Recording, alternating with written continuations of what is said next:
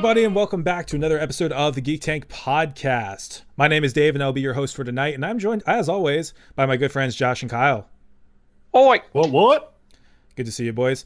And also, we are joined by a special guest. He is the host of the Platformers podcast. He also goes by the name Ribnax on Twitter, but we here at the Geek Tank know him as Brian.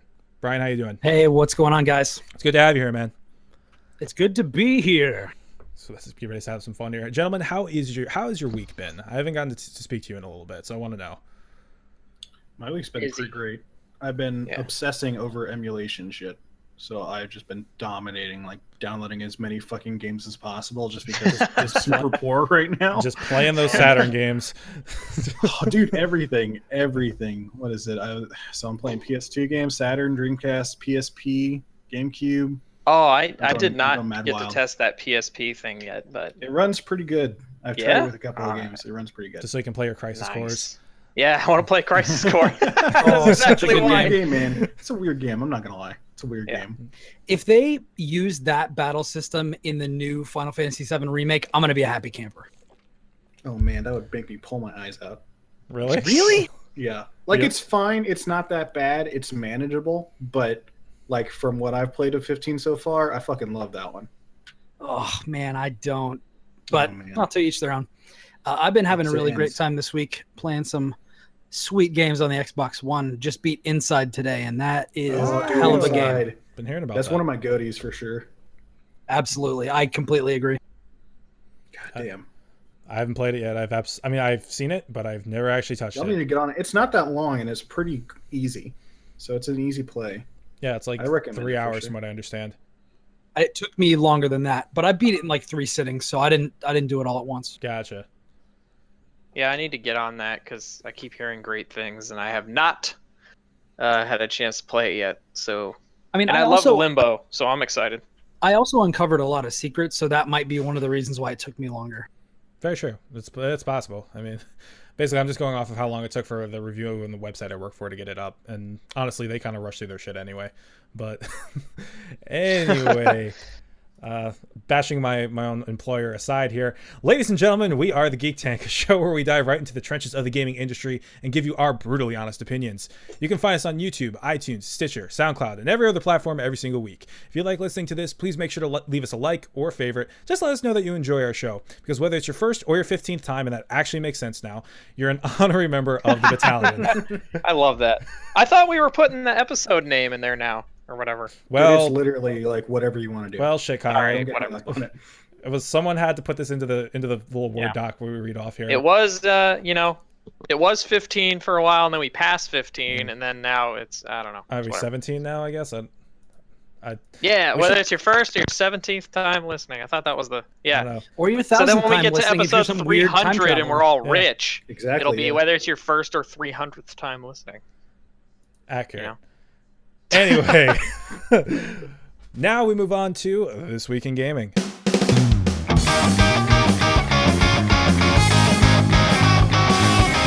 Okay, so first piece of news up on the docket here.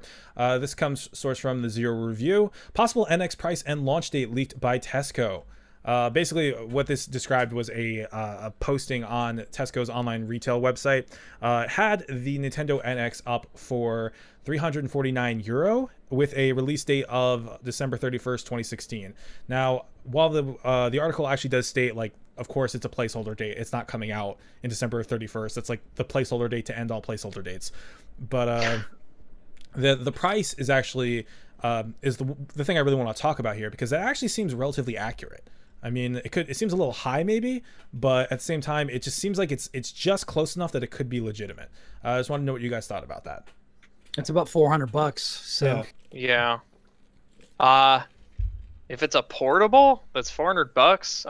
I mean, if based on what we kind of like quote unquote know about it, that sounds interesting. I don't know. Like, I don't know how to feel about it yet. It's weird because it skews really high for a portable, but it's about normal if it's comparable to like what we've seen from the Xbox One and the PS4. But we don't know where it's going to land with the power level. Although they're talking about if they're going to be using those Android chips, it's probably going to be a little bit less powerful than the current gen consoles. Yeah, I mean, given that it's the rumor is it's the Tegra X2, I believe it's called. It's the new chip that they haven't even put out yet. So it's going to be a more expensive piece of equipment.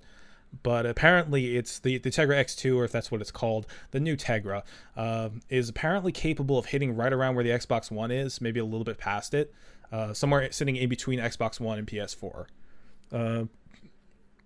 But then again, that's also just rumor. Like, we don't know what's in it because they haven't fucking said anything yet. But if that's the case, and it's something that can play games of the caliber that you might see on Xbox One or PS4, but it's also a portable, like, go for it. That's probably going to be too rich for a lot of people's blood because it's going to be a portable. And you know how, like, Nintendo consumers, there are a lot of them that are younger or stuff like that. Like, Can you imagine being a parent and wanting to buy something, like going from buying a 3DS or a 2DS for like $100 and then being expected to pay 4 times as much for the next thing Nintendo comes out with? Like, that might be a hard sell for a lot of people. So, I mean, with that in mind, guys, like, what would be a price that would make sense, but would be like make sense from Nintendo's perspective and from consumers' perspective for this like, I'd say 300.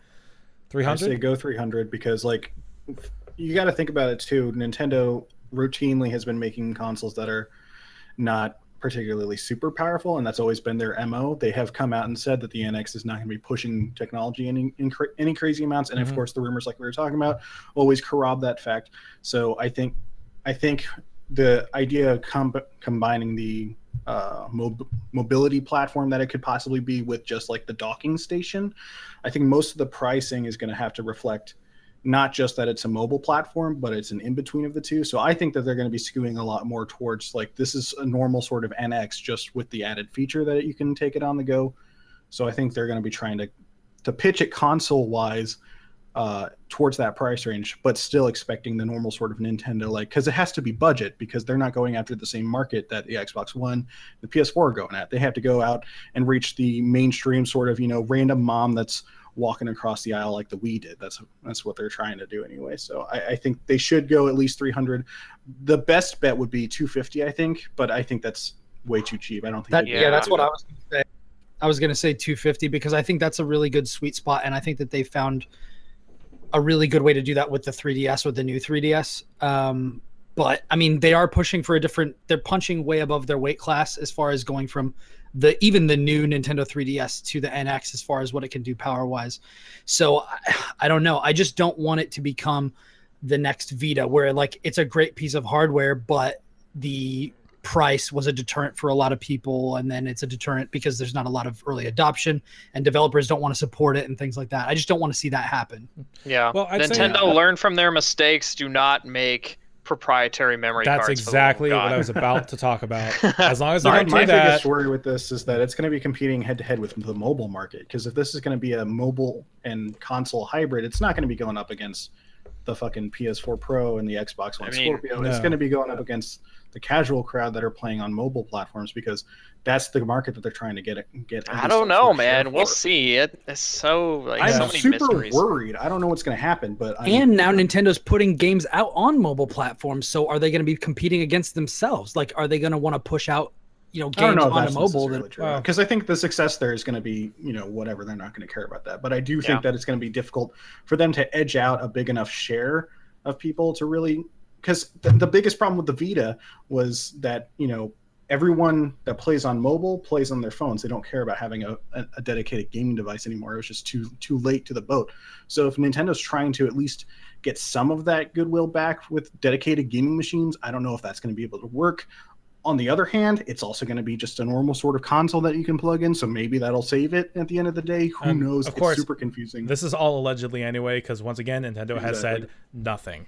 So here's something I also want to bring up. Like, everybody's mad that Nintendo isn't saying anything. These are constant leaks that are happening without their control. It's not like Nintendo's like teasing us constantly. Like, I understand people are upset about it, and that is an understandable frustration to have. But Nintendo's like, they're playing this game correctly. They're probably going to have a big reveal, like fucking Nintendo Direct, like they normally do, have the price point, and then, probably drop a date, and then it'll be said and done, and everything will be explained, And everybody who's saying like, oh, okay, why don't they hurry up and just get some word out on this stuff?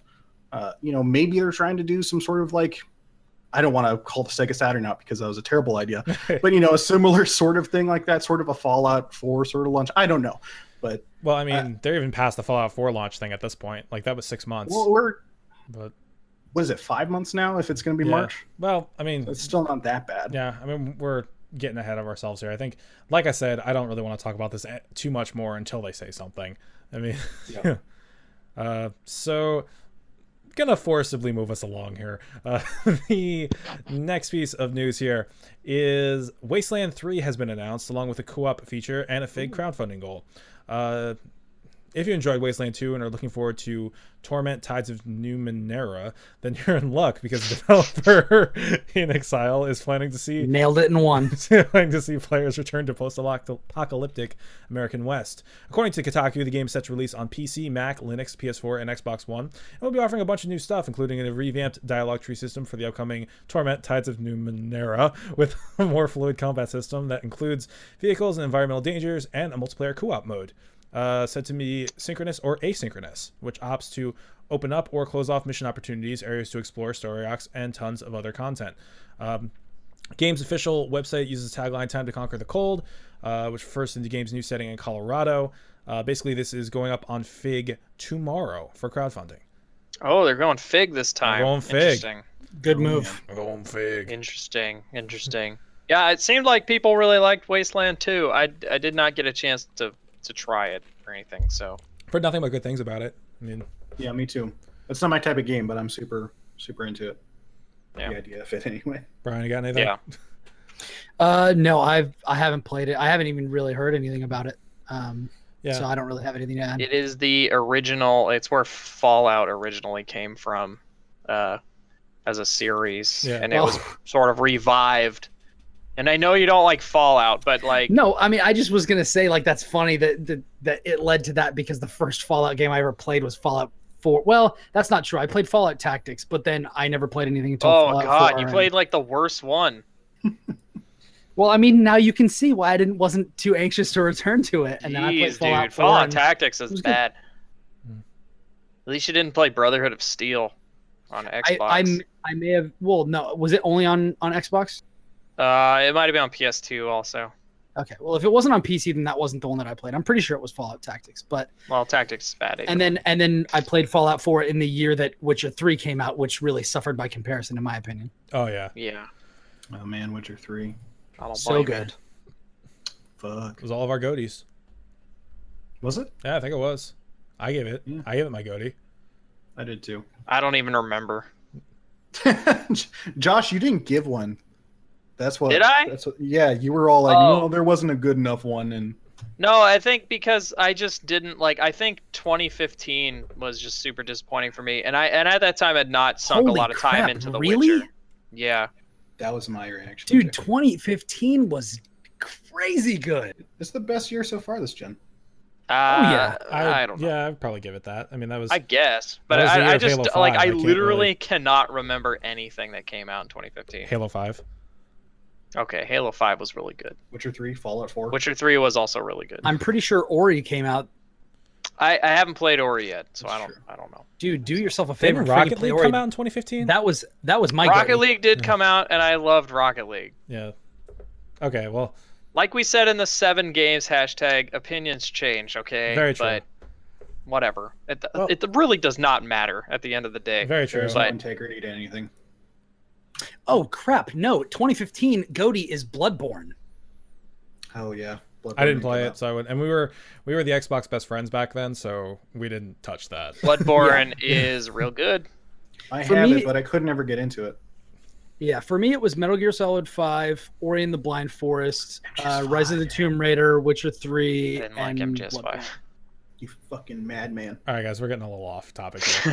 That's true. You know my opinion on. It's my specialty. Yeah, getting off topic. Let me just take a sip of this rum. While he does that, I'm going to move on to a topic that actually Josh probably will want to talk about. Sort of, maybe. Who knows? Oh, you fucking Destiny. No, it's not Destiny. This is the last one from the Zero review. Again, by the way, I was joking when I was bashing them before. I am a part of Dave, sure. Yeah. I am a part of the Zero review. I love them very much. Anyway, the 2016-2017 Dota 2 majors begin in Boston in December. This year's series of Dota 2 majors is set to begin in a very very short months, following an incredible showing at the International 2016. And in an exciting fashion, is going to kick off on the East Coast. As a post on the Dota 2 website states, the first tournament in this yearly series is the Boston Major. That to take place on December 7th to 10th at the Wang Theater in Boston, MA. And I am very childish for smirking at Wang Theater. Oh my God, Dave. Tickets can be purchased next week, October 14th, which is actually the same date that I have to go to work because Dave Mustaine is going to be doing a signing at my store. Dave Mustaine. Yeah. He's going to talk about the New World Order and how much heroin he did back in the day. Oh, Jesus. I liked Megadeth when you guys go see that Snowden movie? Yeah, when they were still shooting up, that's when they were doing the best music, in my opinion. But hey, JGL is in that Snowden movie. I'm gonna go see it.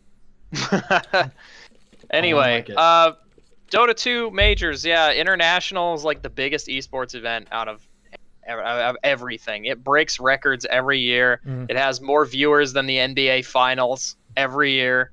That is crazy. That's crazy. It is insane, and it is actually super entertaining to watch. Valve goes all out. They also, what I really loved is, and I was a pretty experienced Dota player, almost 1,000 hours in the game before I stopped playing it, and it holds a special place in my heart, but I just cannot commit the time to it like I could, back in the day, because you're either all in or not, pretty much on Dota. And what I loved about the International was that they would have the experienced quote unquote stream where they would have, people talking about weird, things that only hardcore players like me knew. But then they had another stream where, and they still do have a stream where it's like, if you're kind of new or don't really, like, you're really casual, like they'll explain it to you and stuff. Like they'll say, oh, that's really cool. And I actually really liked the noob stream was just way more entertaining to me for some reason, because they weren't just speaking in like NASA gibberish the whole time, because Dota 2 is, let's face it, like rocket science. It's insane. Stir the tanks. Yeah, it's insane. But yeah, this is cool. I don't watch Dota 2 anymore because I haven't played it in years. So, but I mean, if there's a consistent, great, managed esport that you are looking to get into, there's Dota 2. It is probably it's probably one of the most fantastic, well-designed, amazing, like, competitive games that's ever existed. And on the surface, it looks difficult and just obnoxious and obtuse, but like once you actually get into it and understand the depth and everything, it becomes probably one of the most amazing, most bafflingly designed games that you've ever played. And I think that it's sort of endearing in that kind of way. So Josh, I've got a question for you. Yes. Have you played Heroes of the Storm? Oh, yeah, God, I love Heroes of the Storm. Here we go. Okay. No. So I've never played a MOBA except for I played the original Defense of the Ancients for like hardly any time at all. And then I've played Heroes of the Storm, which I like. So do you think that having that as my only MOBA experience, I could play Dota 2 and enjoy it? I think since I've left, they've made great strides in trying to get new players in. So around the time when I was playing, they had introduced like this campaign mode that was basically these tutorial levels that were supposed to teach you the game. I have no idea if they were any good because I never played them. I didn't need to play them, so I don't know. Personally, I'd say like I started with League and then went to Dota, but I really needed someone to teach me Dota. Like I had to have someone there to like explain it, and then each game kind of like learn the nuance and stuff, because it's pretty overwhelming. Okay, well, let me make you an offer. Earlier, we were talking about having me Sherpa you through some Dark Souls on some Twitch streams. What say you? I exchange my knowledge of Dark Souls with your knowledge of Dota. What say you? Let's do that. Because I actually have been looking for a reason to like jump into Dota 2 just like a little bit. Like not try and get into it, just play like casually, like once, like a game every week or something. Just be like, whatever, you know, I'm just having a good time. Because like that sounds about my commitment level. Yeah, because I really love Dota. Like I know it's crazy and complicated, and it has probably the worst community on the face of the earth. However, Jesus, it is, and it's like close to 4chan levels on Dota 2. It's pretty bad.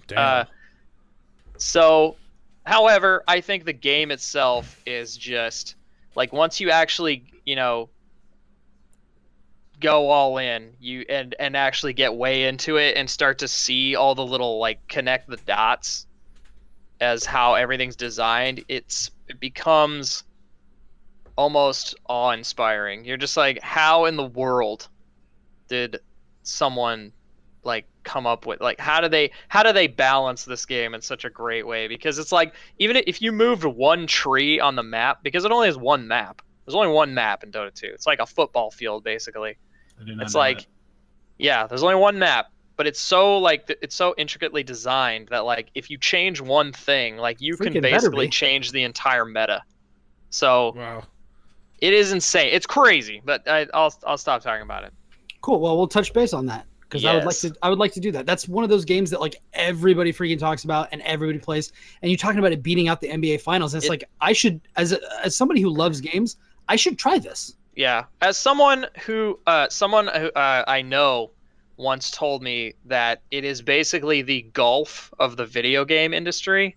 Like, people have meetings playing Dota 2 apparently, like across studios and stuff, and like it's just a thing. Like, so yeah, I would love an excuse to jump in again for a little bit, like casually. I'll be your excuse, I would love to do that. Yeah, you can be my excuse. That's totally great. Sounds dirty. Yeah. It's always dirty. Geek Tank After Dark. Every episode. Yeah, for sure. Okay, I'm uncomfortable now. Moving on. Let's go. Let's move on. Next piece of news. This is sourced from IGN. Danganronpa 1 and 2 Reload brings both games to PS4 in 2017. Yes. NIS America has announced that Danganronpa 1 and 2 is headed to PlayStation 4 in early 2017 in North America and Europe. Reload will be available for $39.99 as both a retail and digital release. Will include Danganronpa Trigger Happy Havoc and Danganronpa 2 Goodbye Despair, both of which originally launched on PS Vita in the West in 2014. No specific release date has been given yet. So, yes. Vita is dead. Vita is dead. I mean, shout out to NIS for bringing some awesome games to a platform that more people have. Yeah. And honestly, it gives me some hope that they may eventually bring Persona 4 over, even though it was originally a PS2 game. To the PS4? Yeah, just because Persona 5 is coming insane. Why would that's silly? Why not? Why not? We're on the precipice of 5. Just go play 5. Well, I mean, and 5 looks. They keep porting. But they're all different the other stories, ones. though. Why I mean, the hell like, not? 5's gonna be a different story. 3 got ported to the PSP, and the reason why 4 got ported to the PS4, the PS Vita, is because originally it was going to be a stripped back version, like the PSP version of 3. But since the Vita was powerful enough, they actually made it a bigger, more robust version. And it was so good. It is amazing. But if they took the time to get Golden over or something like that, I feel it would be nice. Don't get me wrong. I'm not complaining, but like. I feel like it would be silly. Danganronpa, however, this is a big deal because this is one of the last like really big games that are only on the Vita. So to find out that this is coming to PS4, no, they're on Steam as well. They're on Steam. I forgot. Yeah. Oh my God, yeah, you're right. So never mind. Vita was dead a while ago. Rip. Still, I mean, for the most part, I think people normally play these games on the Vita. I say that trepidatiously because I don't know for sure, but I can speak from personal experience. I've played all of the Danganronpa games, and I played them on Vita, even though they're out on PC. Although they weren't when I played them, but I mean, who cares, man? Vita is awesome for games like that, especially because you can use touch for it. I mean, Vita's great. It's my favorite handheld console ever, so I'm not going to be talking shit. But same here. I mean, Danganronpa for me, I like it, but I feel like it's a little overblown. I've never even touched them, so I don't know. So, okay. My biggest issue with it is a really dumb one, so I'm just going to get that out of the way. I hate the art style a lot, so that's its biggest problem for me. Oh, okay. But it's a good game. But like when I compare it to a game series I just got into, what was it? Zero Time Dilemma? Like that game blows it out of the water, in my opinion. Oh, that's funny that you should say that. They're very similar, but I will say if you're looking for something that's going to blow your mind, yes. 999 and then Virtue's Last Reward and then Zero Time Deliver, which is I think it's what is it? Zero Escape? What's the is it? Yeah, you got it. So you got Zero Escape. I haven't played the third one, but that is definitely like high up on my list of games to play. Yeah, I mean, because the first two are freaking untouchable. As far as like eliciting emotions, like I remember playing. I didn't finish 999, but I did play it on an emulator when I was in college, and I almost had like a fucking panic attack trying to play it. Like it's like just the whole situation itself is just making you so anxious all the time. It's ridiculous. But the story is crazy good. Yeah, I'm going back to actually play Virtue's Last Reward, and I would play 99, but people say it's not super necessary, so I'm going to play Virtue's Last Reward. No. Play it. Play 999. I played 999 on DS. I will. Don't get me wrong. No, this is a whole project that I'm going to get involved in. But I want to get Virtue's Last Reward done before the end of the year because I feel like Zero Time Dilemma is a GOTY contender for sure. But I want to play Virtue's Last Reward and get everything in context and stuff like that. See, but they like. I already played Zero Time Dilemma. It's not like I can. Okay.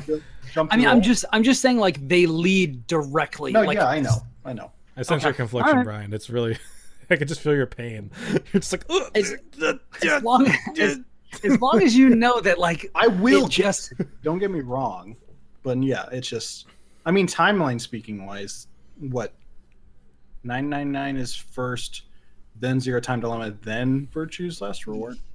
No, it's 1, 2, 3. Are you sure? Okay. If you want to, but this is spoilerish. Okay, just stop. Oh, well, stop. Moving on, fellas. Like, I'm sure nobody who's listening even really gives a fuck. I do. Oh, play those games, guys. Go out and play those games. You are absolutely right. They're way better than Danganronpa, but Danganronpa is still great. Danganronpa's good. Yeah, I'm not trying to talk shit. Go play Zero Escape. Do yourself a favor. 999, Virtue's Last Reward, and Zero Time Dilemma. Play those freaking games. I like Monokuma.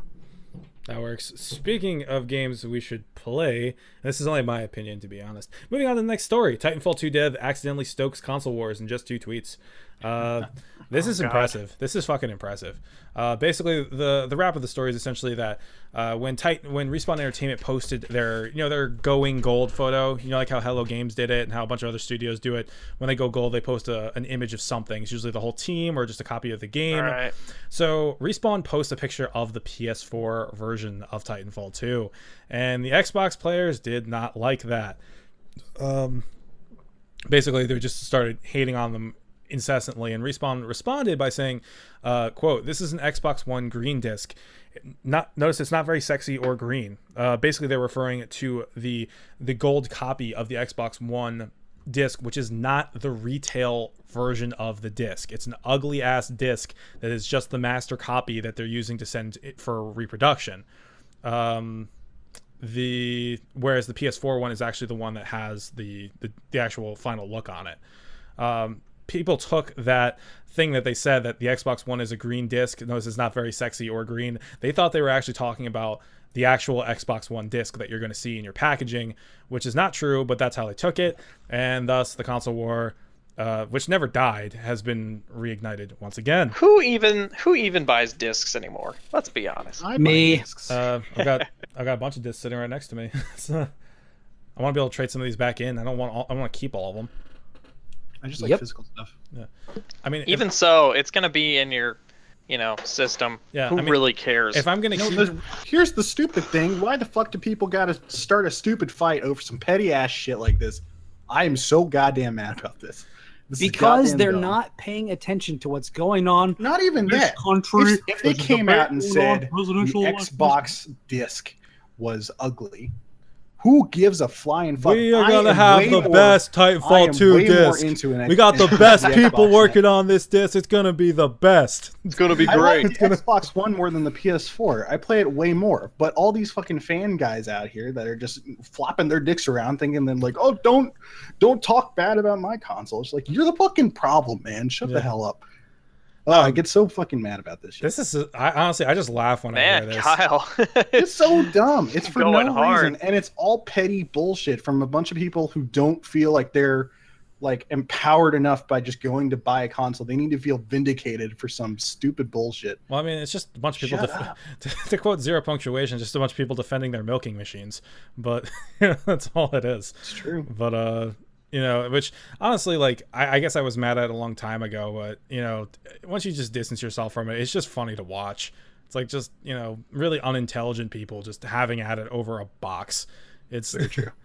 It's funny. It's a box in your box. The most unfortunate thing about it, and I think the most frustrating thing about it for me, is that it can be funny to like distance yourself from it and just laugh at this goings on of people who have way too much time and are using it unwisely, in my opinion, is that a lot of people out there will see this sort of interaction on Twitter and they'll assume that that's the way that most people feel. And so it's when other people assume that dumb idiots that make a big deal out of something that's literally not even an issue, and they just assume that they're representative of the entire gamer population, that's when it's really frustrating for me and just kind of disheartening. Yeah, I mean, other than that, whoever, like, you freaking go cry in your corner, baby. Right. Yeah, I mean, at the end of the day, and we've discussed this before about, gaming becoming like this more of like a, I don't want to say valid, but just more of a recognized form of entertainment. Like, it's not seen as like a kid's thing anymore. It's seen as like, something that everybody can do. When shit like this happens, it does kind of paint us in a bad light, which, it's frustrating, but at the same time, it's like, are we really going to try and like police this?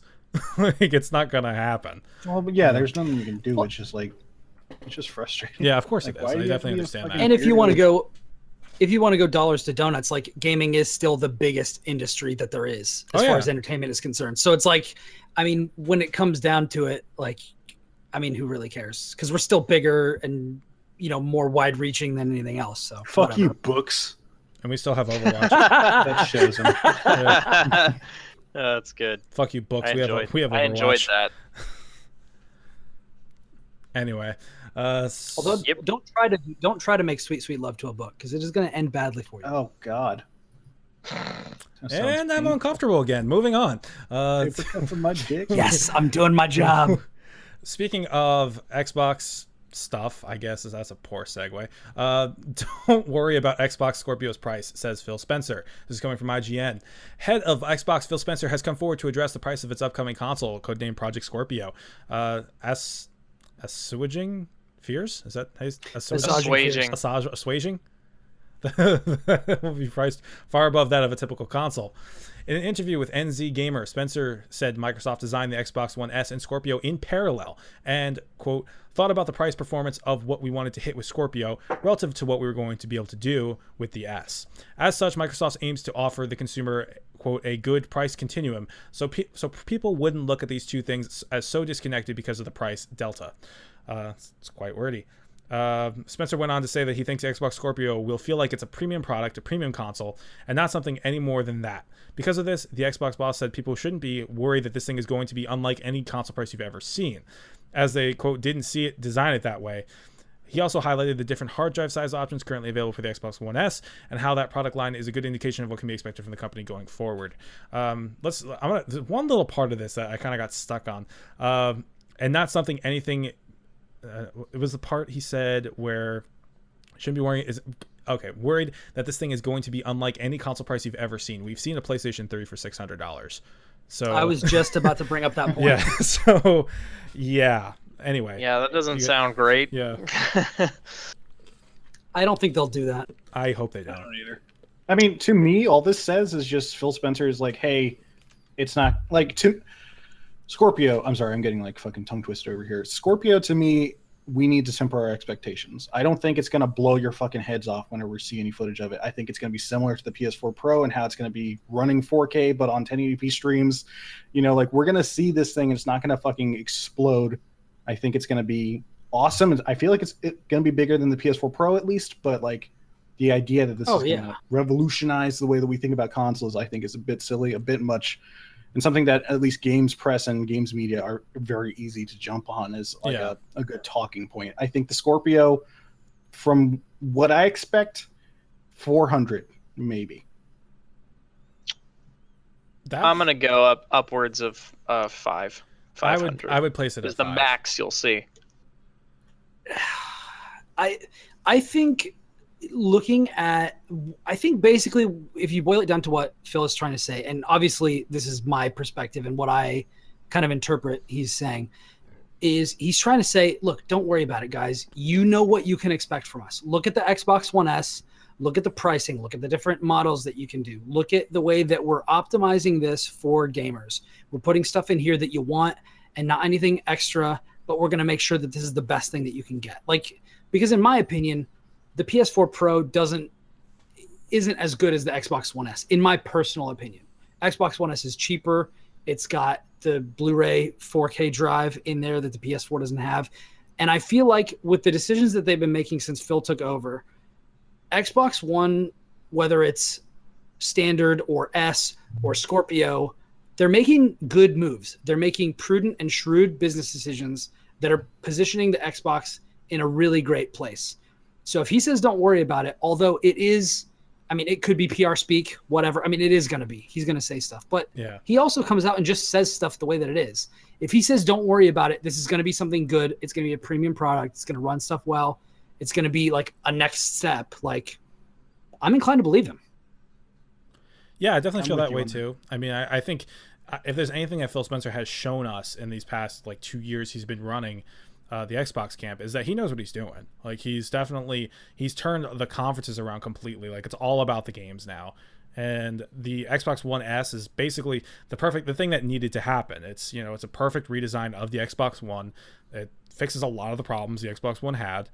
And it's somehow, even though it's completely and utterly graphically inferior to the PS4 Pro, it's still being seen as the better console, which is ridiculous. I mean, that means they had such better marketing behind their product. That means that they put it in the right spot and they really put something that was, you know, attractive to their base, which, you know, is something that the PS4 Pro fucked up on.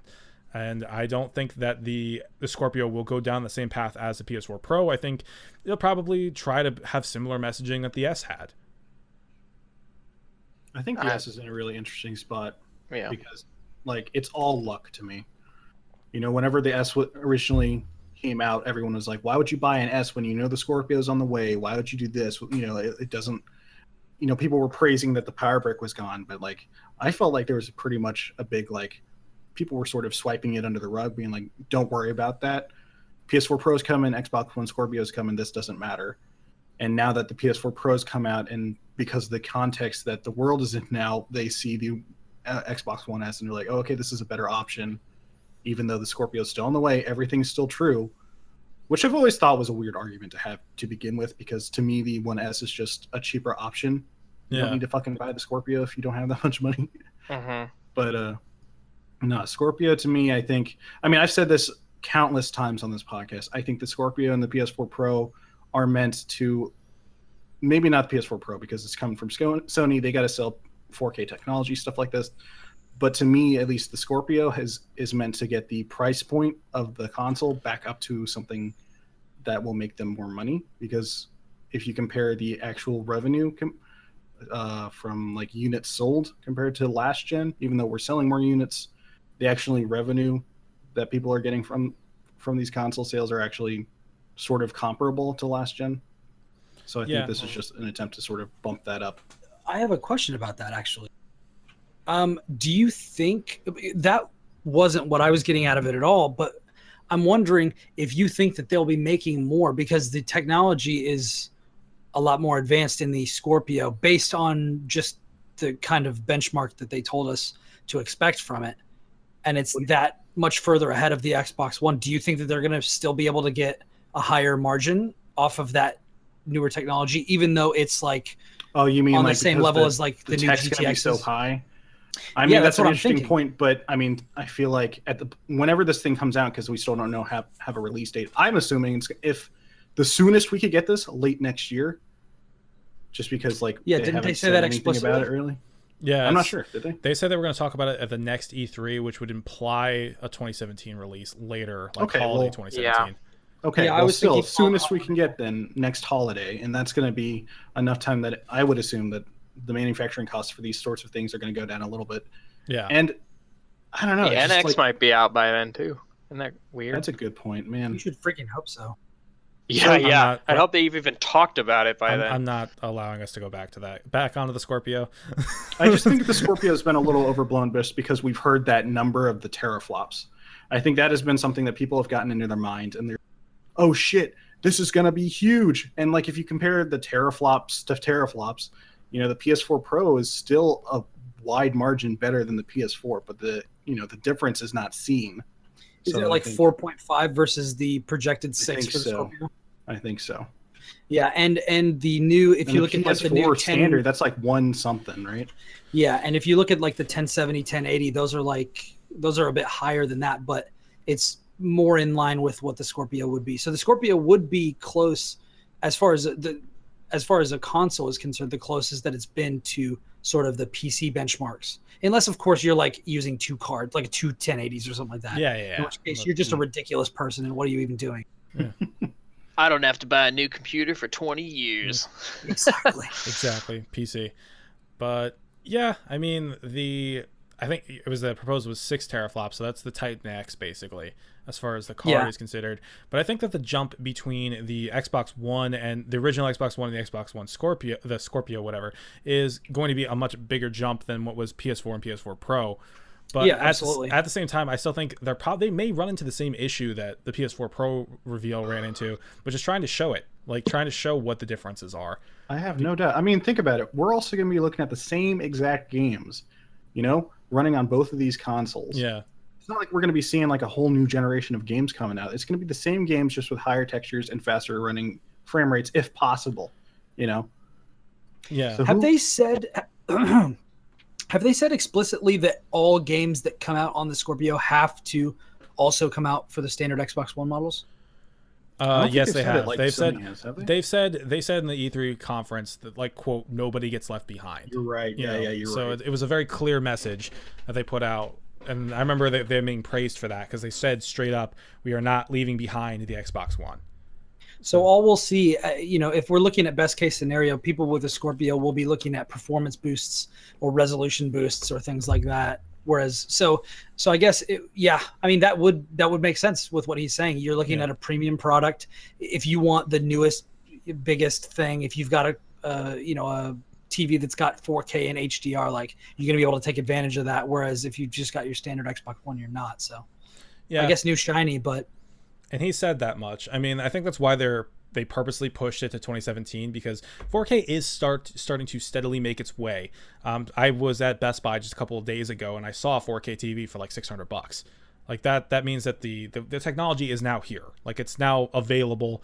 It's affordable now.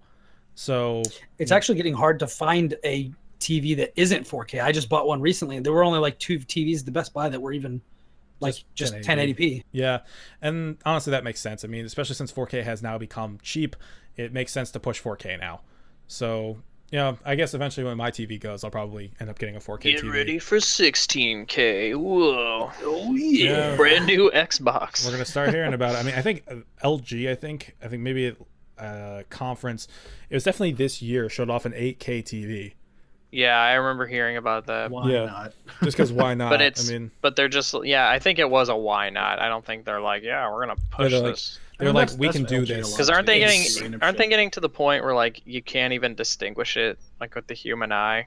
Basically. Check it out. It's a 32K TV. I mean, it's only $85,000. I think at that point you literally won't be able to see the difference. Somebody did come out and say that you will not be able to tell the difference between native 4K and upscale 4K with the naked eye between the PS4 Pro and the Xbox One Scorpio. I forget who said that, though. It makes sense if you look at those graphs that they put out. It was the developers of Rime. That's who it was. Gotcha. Interesting. Well, when they come out with a game, then I'll listen to what they have to say. Good point. Really. Go. I want that game. It looks Where good. is it, guys? Where is it? It's gonna come back and they're gonna reveal it's Final Fantasy 16. And it's 8K. 8K. And then it's gonna have another 5-year development cycle. Just twist the knife, Dwayne, don't you? Yeah, I will. It's the next Last Guardian. Till that game is on my console, I will twist the knife.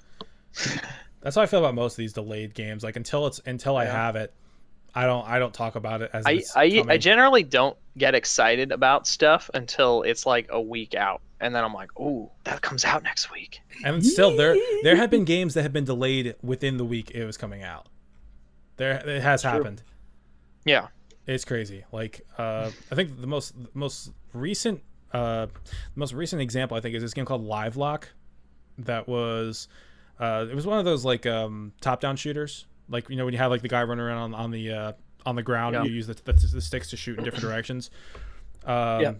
In August, actually, it was like literally the day before it was about to release, and they go, "Nope, we're delaying it till the end of the month." I was like, "Are you what?" Excuse me. Or even worse, you do like Sega did with that spy RPG or whatever, where like the release date passed and everyone's like, "Why can't I find it in stores?" And then Sega like 2 days later was like, "Oh, sorry, we delayed it." Wow. Alpha Protocol? Was that the game? That was Alpha Protocol? Really? Yeah, it did actually. I remember that was a bad game too. Yeah, that game was not good. There was also another game. I can't remember the name of it. Oh, I was just talking about it the other day, and it was like it came up to the week of release, and then they're just like, "Oh, it's canceled. It's never coming. It's done." I don't remember that.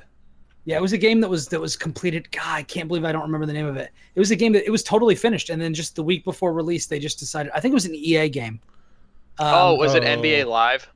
Oh yeah, because I just listened to that IGN Unfiltered episode of Peter Moore, and I think they were talking about that's what I was thinking, and they were saying that like they had discs pressed and stuff, and then they had like an exec review, and it was just bad. So is this for the players? Yeah. Oh yeah, he did say that. This controller is going to be an extension of your body. Yeah, I like Peter Moore. Peter Moore's seems like a nice guy. I love him to death. Yeah. I like Josh's impression of him more. Show us those tats, Peter. Oh, this controller is an extension of your body. My name is Peter.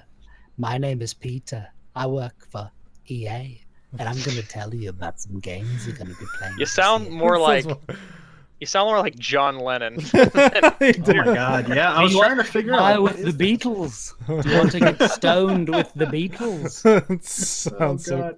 That's really good. I like that. John, you're gonna get shot. You gotta watch out, man. Don't worry about it. I got some shrooms in the back. I'm just saying, be careful. I like your music. Oh no, bang! Your blues. Oh, no, I'm reading Catcher in the Rye right now. Your blues, dying. John. I'm bleeding out. I'm bleeding out. Your blues, to write John. a song. Tell Yoko Ono something. Tell everyone to buy our latest album. God. Jesus Christ! What just you can tell everybody when you tell everybody about this show. You tell them John Lennon died on this week's episode. It was a historic moment. Yeah. The thumbnail will just be like, it'll just be the killer the picture of that Catcher in the Rye dude. I don't remember his name. Which is probably a good thing. Who does? Which is weird. Why do we remember the inspiration more than the actual dude? I don't know. Because Catcher in the Rye was a dope book. I never read it.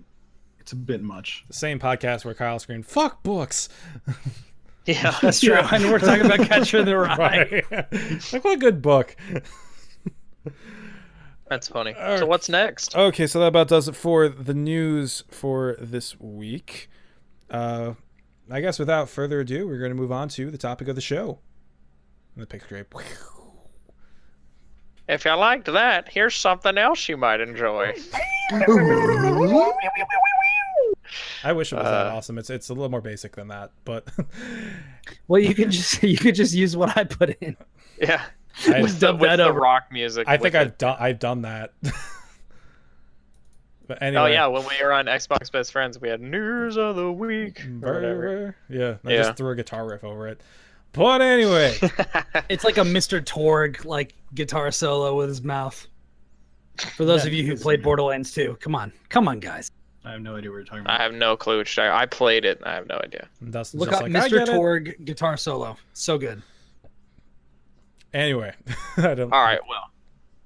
So the topic of the week.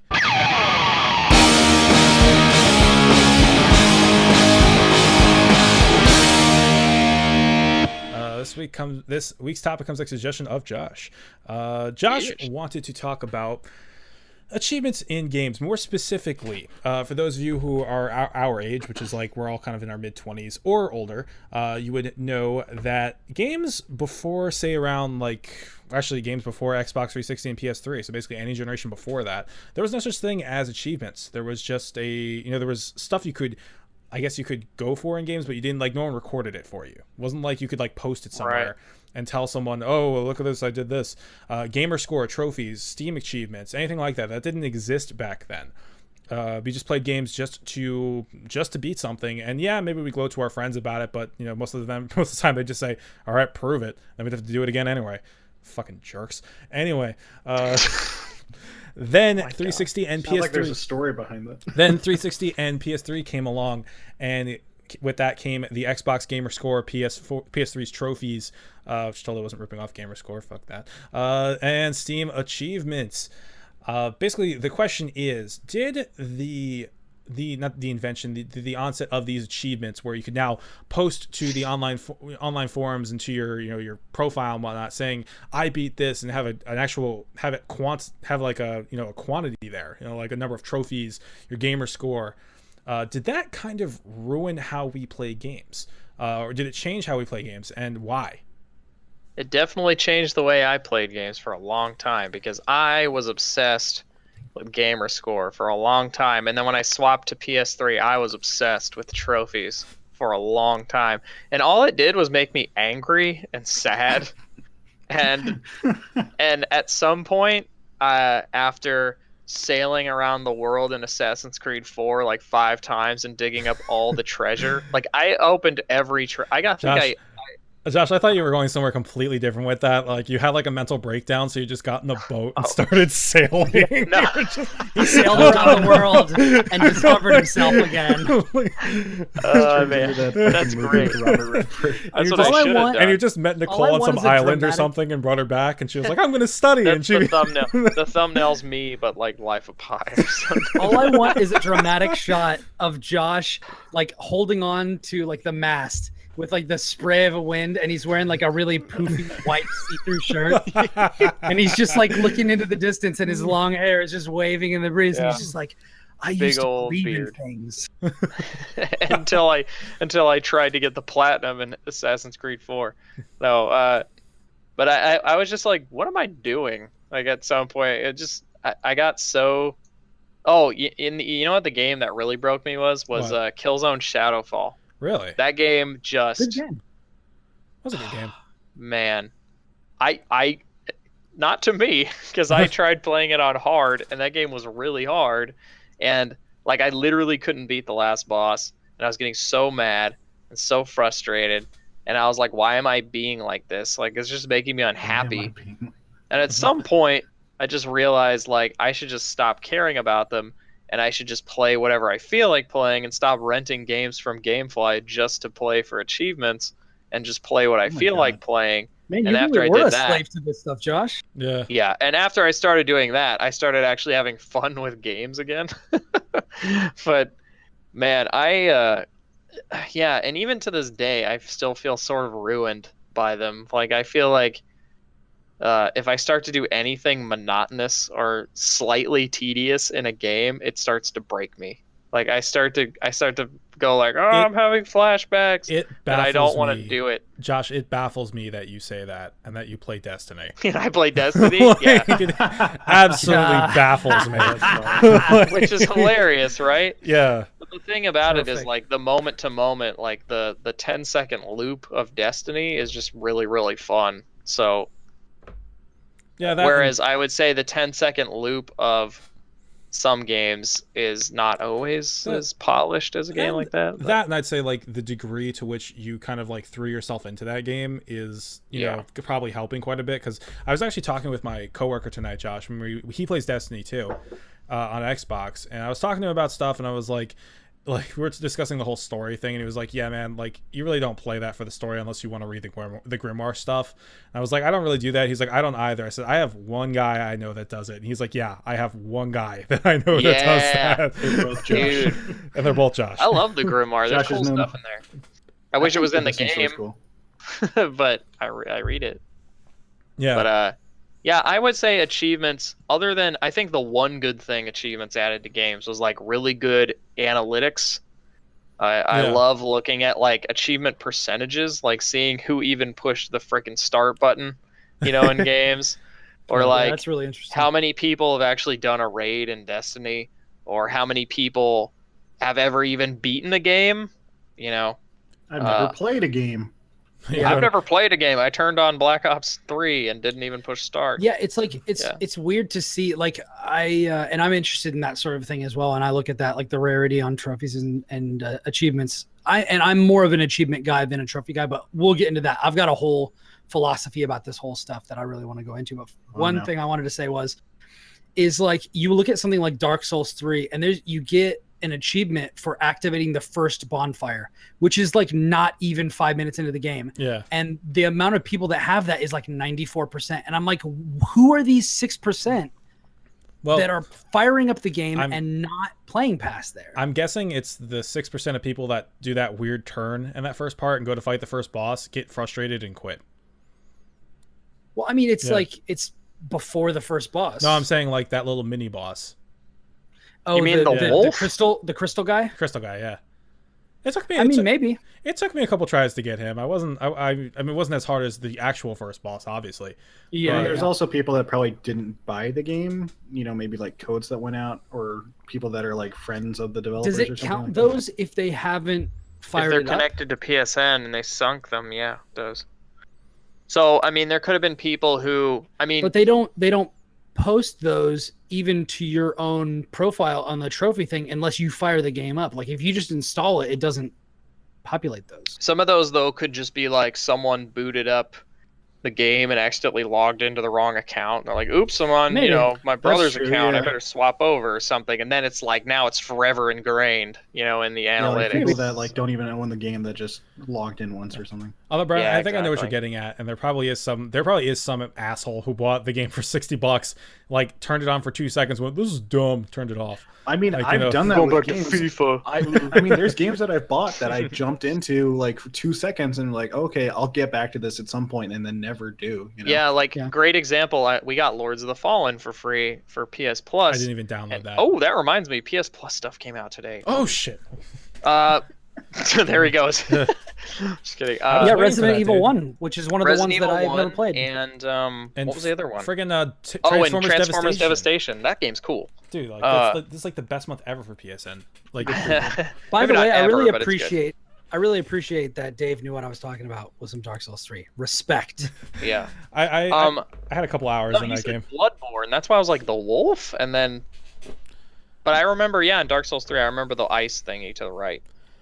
So my perspective on this is, and I'm just going to put my cards out on the table.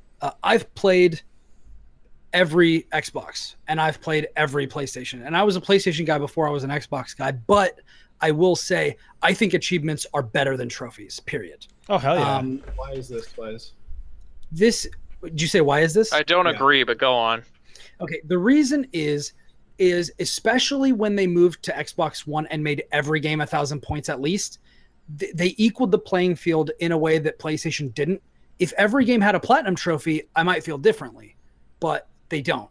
And I don't feel like trophies contribute to your player level or your gamer level on PlayStation in as meaningful a way as anytime you get an achievement, it contributes points to your gamer score.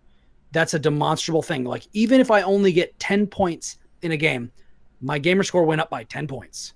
And that's something that you see, and it's right next to your name.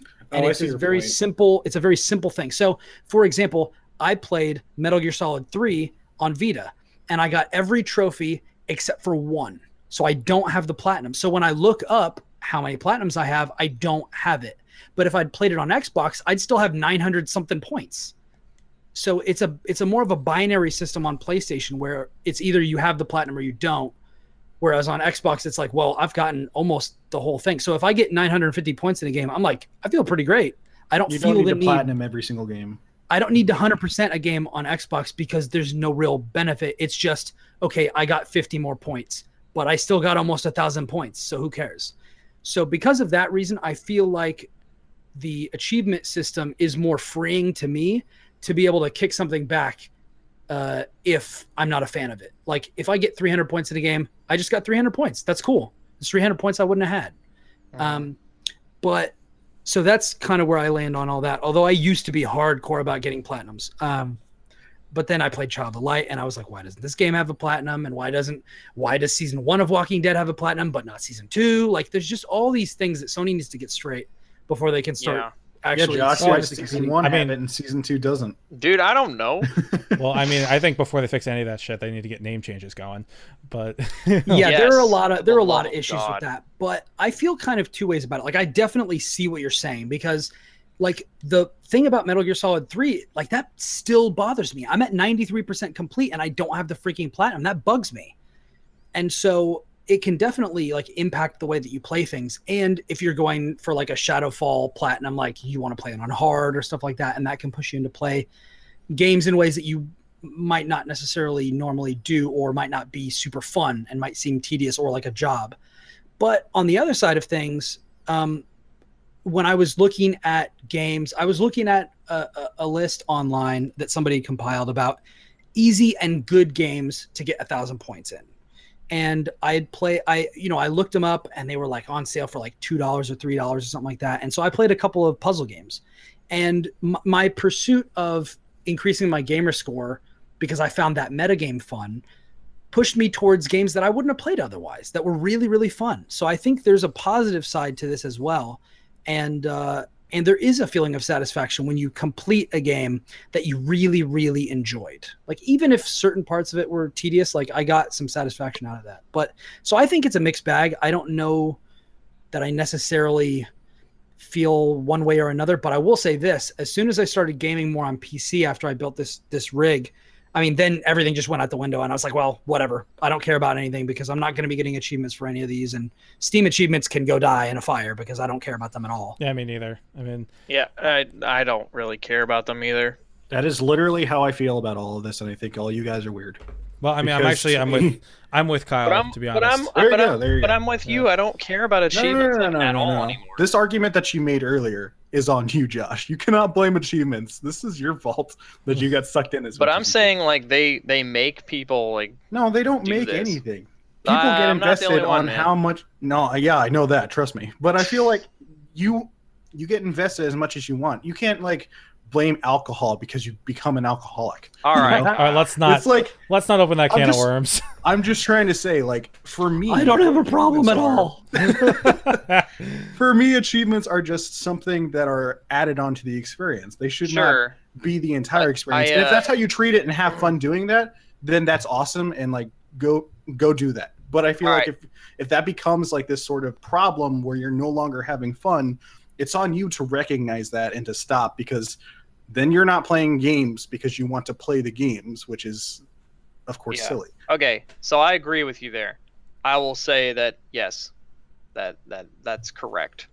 However, do you think that because of achievements, developers feel the need to add certain things into games that don't necessarily need to be there, like some sort of just abstract collectible?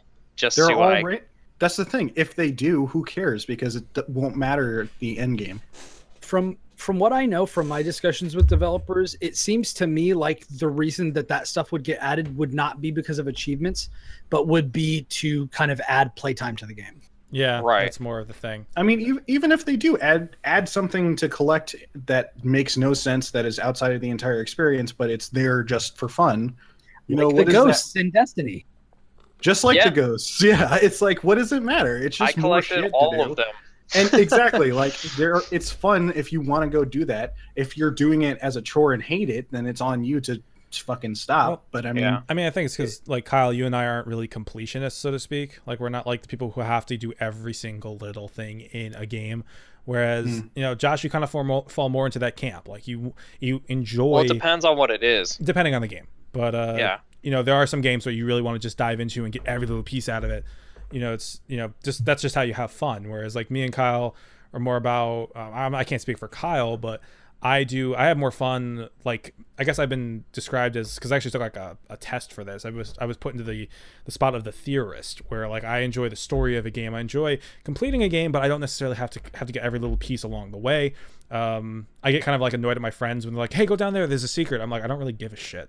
Like, that's my whole thing. I think Doom was I'm compelled by collectibles in games. Yeah. Well, I'm compelled by collectibles in games that actually like give me something. So a good example is the Doom, the latest Doom. Like there were secrets that gave you stuff. So there were secrets that gave you weapon upgrades, and then there were the secrets that were the runes, where they were like the challenge maps, which are really fun. And then there were the dumb bobbleheads, which were humorous the first couple times you found it, but then you realize they don't actually do anything, and then I did not care about collecting them ever. I stopped caring.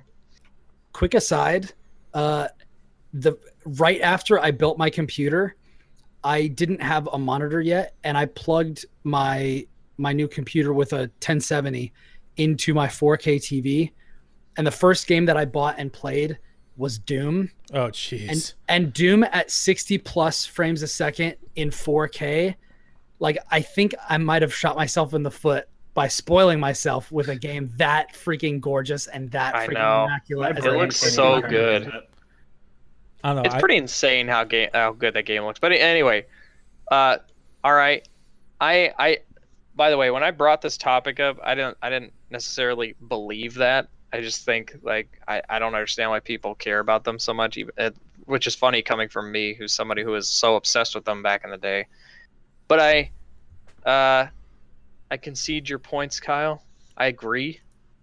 I don't think they necessarily ruin games, but I don't really care about them at all. The only game that I've ever tried, at least getting all the achievements in, was Halo 3, and the reason me too. Dude, they were like hard though. Yeah, but it was for the armor though. Huh? It was to get the armor though, right? That was Hayabusa. Yeah, I did get Hayabusa, but I wanted to get all of because with every map pack there were more achievements to get, so I wanted to continue that trend, and I eventually stopped. Like I looked just the other day at my Halo 3 achievements just for like memory's sake, and then saw like I don't have Boltrue or whatever the fuck and a couple of other ones, but that was a hard one. Yeah, it's just and like random. I have that one, I think. Was that the one where you had to, dude? I remember there was one where it was like get a shotgun spree on this one map, and I was so furious trying to get it. Yeah, some of those are all like, because they want you to do it in like competitive on this map because it's the new map from the map pack, and it's like that stuff. I understand why it's there. It's totally cool. I get it, but it became not fun anymore because then I was just trying to do that. And there were like I remember there were people that would go into Lone Wolves and they would be like, "Hey, we're trying to get this achievement. Are you down to help us out?" And so like they would go corner off on a part of that map trying to fucking get some achievement. And it's like that's not even the point, like it. And yeah, I do agree. Halo 3 sort of missed the point for some achievements because it was, you'd have to go out of your way and do this weird fucking thing. And then once you get it, it's like, how would you even, this would just be a random thing that would pop up. But, achievements in general, I think there's something that's fun, throw it on there. And I think if you are upset with the fact that, a game that doesn't have a platinum, then I feel like then don't play that game because you would be wanting to play it for the platinum. And if you're bothered that it doesn't have platinum because you want to attribute to your fucking gamer score thing, like why is that what you're caring about and not the experience from the game itself? Kind of funny, bro. That's true. Yeah, those guys. The funny thing about it is that like that's legit happened to me. Like I'll go and I'll see like, oh, this game doesn't have a platinum on PS4. Well, I'll buy it on Xbox. But now I buy most of my stuff on Xbox anyway, so. You're right, like Gone Home's a good example, right? Like doesn't have a platinum trophy. And it's still got 1,000 points. There you go. But even still, it's like Gone Home as an experience, like it's not about if you're playing that game to get fucking trophies and achievements, it's like You missed the obviously point. First time playthrough. I mean, if you're going back to play it and get points, then it's because the sole intent to get points. Then like go ahead, do whatever. If that's your intent, you know, do whatever. I feel like it would take you out of the experience where you're like, let me pick up like some journal or something, and all of a sudden it's like boing, and you're like, oh my god. Sort of. Yeah. I definitely understand that. Like there were definitely moments on the 360 when I would like turn all notifications off because I would just want to be in the zone. But nowadays I don't even care. That was something I wanted to ask you about, Josh. Like, have you ever turned off notifications? Because I feel like a lot of people like. If I started to recently because being a large clan member and lots of things, I get a lot of freaking messages. Oh, you're a clan member, huh?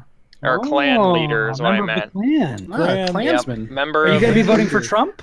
No. I'm actually voting for Jill Stein. No, I'm kidding. I'm not doing that. But I did start turning off because I just don't care. I never look at my trophies. When I get them, I'm just like, whatever. I never even read them. I probably will even tonight because I don't think I've turned them like just the trophies off because I've just been so. Honestly, my PlayStation is a Destiny box right now, and I have all the trophies in that game just because I play it so much, not because I actually, actively seeked them out. I'm so good. I got all the trophies in Destiny. Yeah, I just got them all naturally. I'm so good at this game. Yeah. Well, I mean, you put 800 hours into something, you might as well have the platinum. Am I right? Dear Lord. Yeah. So I don't even remember what I was saying before we got on this. Freaking. I think we've hit the natural ebb of this topic. The point is no, but I think they're kind of lame. Fuck books and achievements. Okay. So that's Josh and Kyle there. And Brian, do we have any final thoughts on this?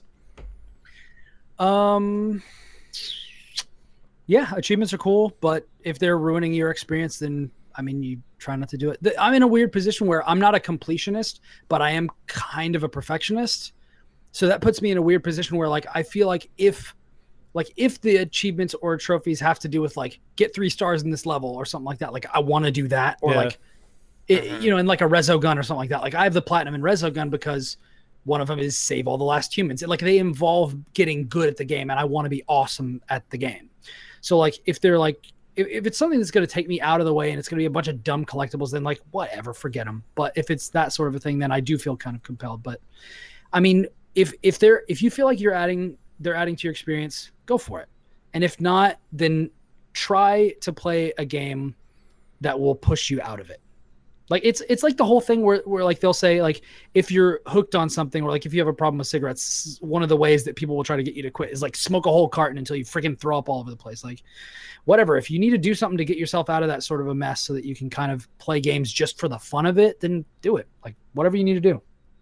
Yeah, and I definitely agree with that sentiment. Basically, if your achievement or your achievement score, your trophy score, that should do something for you, and if it does, that's great. But do not use that as a way of sizing yourself up with others or trying to make someone else feel bad for not having the same achievement score or the same trophy score, like you're somehow a superior gamer, because that's not true. Because there will literally always be somebody better or higher or whatever than you. Exactly.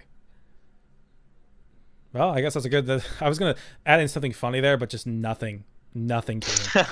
So I was gonna say unless you're Stallion 83, in which case you're literally the best. But whatever. I honestly couldn't think of something. I was about to mention something Halo or something. I was gonna go League of Legends, and I was just like, you know what, just Halo. And we did it. We did it. Episode in the can. We solved the achievement crisis. Yeah, we did. We did it, guys. We did. Nobody Call Hillary. We figured it out. Call Hillary. I don't even know anymore. Okay. All right, let's wrap this up. Let's go. All right. Thank you so much for watching, everybody. Once again, we are the Geek Tank. If you want to follow us, feel free to find us on YouTube, subscribe, go to Twitter, Stitcher, iTunes, all that good stuff. It's all listed down below. New videos every weekday. And once again, I'd like to thank our friend Brian here from the Platformers for coming on. It's been a real pleasure, my friend. Brian, if these guys want to hear more from you, where can they find you?